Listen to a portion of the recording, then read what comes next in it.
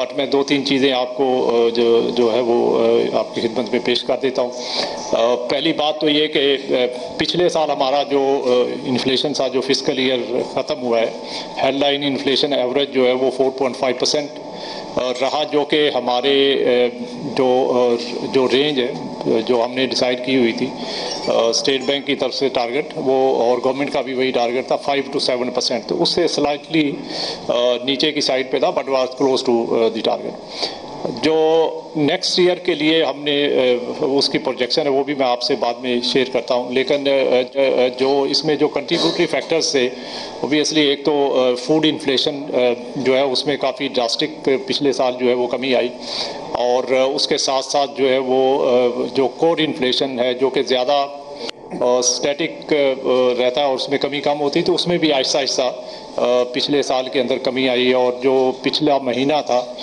جون کا مہینہ اس میں یہ کام ہو گئے تو اب 7.2% کے قریب آ گیا کور انفلیشن. اور اسی طرح جو ہمارا ہیڈ لائن انفلیشن ہے پچھلے مہینے جون میں یہ 3.2% تھا. تو آپ نے دیکھا ہوگا کہ اپریل کے اندر جو ہے وہ انفلیشن ہیڈ لائن جو ہے وہ باٹم آؤٹ ہوا اور یہ تقریباً 0.3% کے قریب آ کے تو اس نے بڑھنا شروع کر دیا، اور پچھلے 2 ماہ میں مئی اور جون کے اندر اس میں اضافہ ہوا ہے، اور آگے بھی ہم دیکھ رہے ہیں کہ اس کا اگلے سال جو ہے وہ تھوڑا شروع میں کم اضافہ ہے، اس سے آگے تھوڑا زیادہ اضافہ ہے، بٹ اس کا نارمل جو سٹانس ہے ہمارا وہ وہی رہے گا. اور اس کے ساتھ ساتھ جو ہم دیکھ رہے ہیں کہ چونکہ انرجی پرائسز ابھی ریسنٹلی کچھ اس میں ایڈجسٹمنٹس ہوئی ہیں اور آگے چل کے بیس ایفیکٹ جو ہے وہ اس کا بھی وہ فیوریبل نہیں رہے گا، تو اس کا بھی امپیکٹ جو ہے وہ نیکسٹ ایئر میں آئے گا. تو اس سب چیزوں کو دیکھتے ہوئے کمیٹی نے یہ ڈیسائیڈ کیا، اور اس کے علاوہ باقی کے جو ہمارے انڈیکیٹرز ہیں جس میں خاص کر جو ہے وہ ایکسٹرنل اکاؤنٹ کی ہماری سچویشن ہے اس کو بھی ریویو کیا، اور اس کے بیس پہ کمیٹی نے ڈیسائیڈ کیا کہ ہم جو ہے وہ اس سال کا اس کمیٹی میں انفلیشن اس کا جو ریٹ ہے وہ اس کو مینٹین رکھیں. خاص کر ایکسٹرنل اکاؤنٹ کے اوپر بہت زیادہ کیئرفلی اس کو ریویو کیا گیا، اور اس کے اندر ریسنٹ جو چینجز آئی ہیں اس کے اوپر کافی فوکس کیا گیا. اور آپ نے دیکھا ہوگا کہ ہمارے امپورٹس جو ہیں وہ پچھلے سال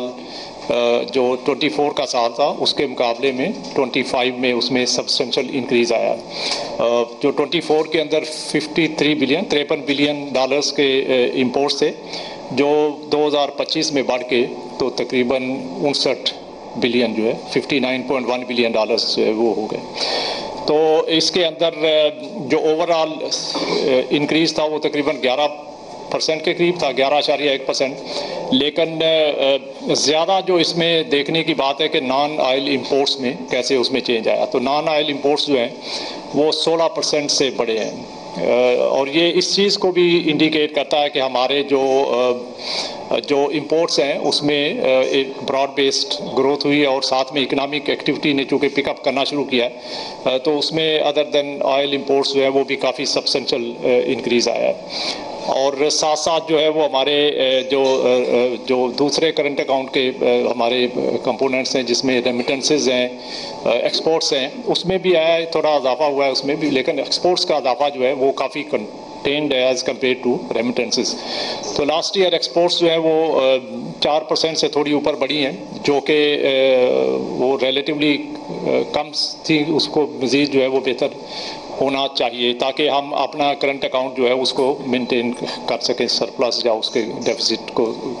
کنٹین کر سکیں. ریمیٹنسز کا بہت اچھی آپ نے دیکھا ہے گروتھ ہے پچھلے سال،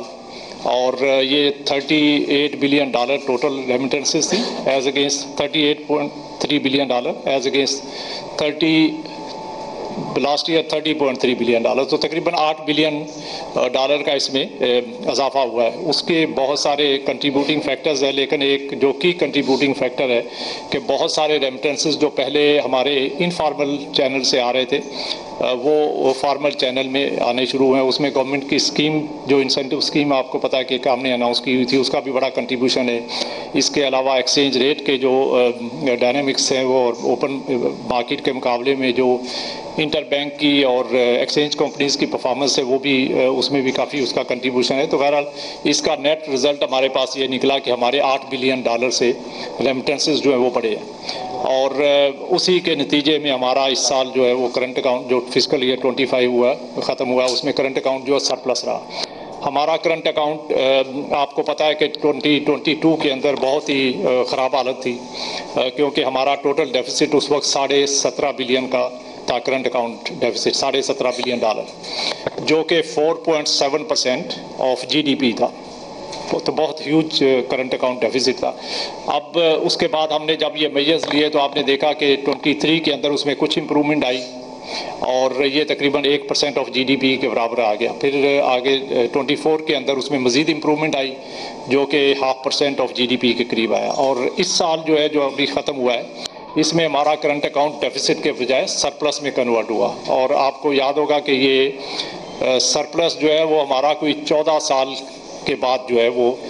سرپلس آیا ہے اور پچھلے 22 سال کا تقریباً یہ ہائیسٹ سرپلس ہے. تو اسی کی وجہ سے ہماری ایکسٹرنل اکاؤنٹ میں کافی اسٹیبلٹی آئی اور اسی کی وجہ سے ہم جو ہے وہ اسٹیٹ بینک کی طرف سے انٹر بینک مارکیٹ کے اندر ہم نے جو ایکٹیویٹی کی اور اس کے نتیجے میں ہم نے کافی ساری جو بائنگ کی تو اس میں ہمارے ریزروز کے اوپر بھی اس کا پازیٹیو امپیکٹ آیا. اور آپ نے دیکھا کہ پچھلے سال کے جتنی ہماری ڈیٹ سروسنگ تھی وہ ساری کی ساری آن ٹائم ہم نے پیمنٹس کی اور اس کے باوجود ہمارے ریزروز کے اندر جو ہے وہ اضافہ ہوا. تو ہمارے ریزرو جو پچھلے سال